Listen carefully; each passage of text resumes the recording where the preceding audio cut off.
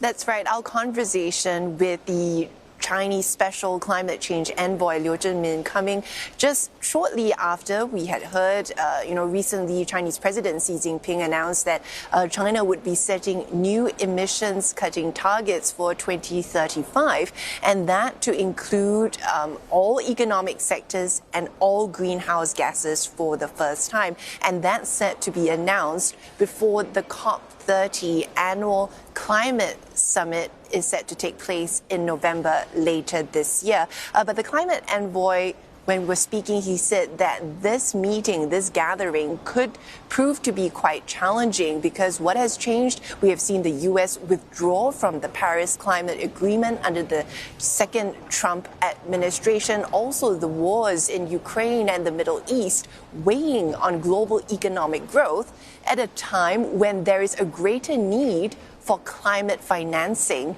to move the energy transition globally forward. Have listened to our conversation. Forthcoming COP30 to be convened in November in Belém, Brazil, would be one of the difficult, challenging sessions ever since history. The U.S. has been really the leader among the developed country parties, as well as the leader in the world. So when their withdrawal really had a very negative impact on the global confidence. We need to continue to move forward with agreement on climate financing. With these reasons, I just explained that I think it will be very difficult to have a universal consensus on the climate financing. Do you see there being a vacuum in the climate change multilateral framework that China can fill? There's a vacuum, but this vacuum of leadership should be filled by different groups and by all the parties. We will not just be filled by one or the other party, But China is one of the leading countries. I think the leading country. We should continue to play our role. China has been the champion for the energy transition and has been leader for the innovation and the deployment of the new energy and for the renewable energy. What about in terms of China's own climate change policy and carbon goals that we know are set for 2030 and 2060? Is that also part of how China is thinking about its contributions to global climate change cooperation? China is a world's second largest economy, and of course we are the largest emitter. China's greenhouse gas emissions account for around 30% of the global total.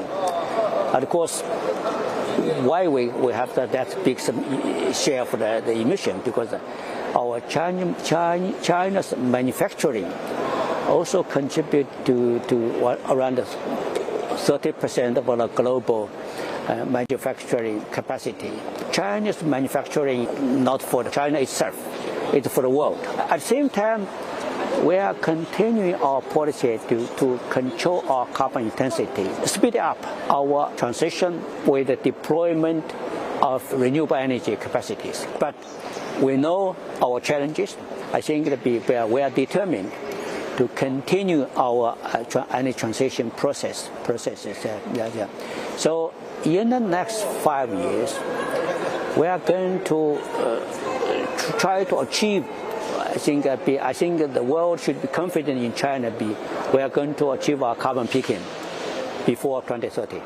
There are some observers who say that for climate cooperation to take place, there needs to be cooperation between the two biggest economies of the world, China and the U.S. Is there cooperation on the climate front still going on with the Trump administration? Government-to-government cooperation on climate change between U.S. and China actually suspended due to the change of the U.S. policy. But from Chinese side, we are trying to maintain this our local government cooperation, the business community cooperation, think tank cooperation with the U.S. colleagues to convincing them that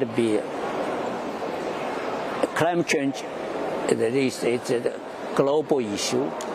And climate change is no longer a threat in the future. It's already becoming a real crisis. So the United States should be on board. Besides the U.S., the climate envoy telling me that China is also looking to cooperate with other regions, including Southeast Asia and Europe. China and EU are expected to hold high-level climate change talks in Beijing next month. Otelli. Oh, that was a great interview. Really enjoyed that. Thanks so much. Olivia Siong reporting to us live from the World Economic Forum in Tianjin, China.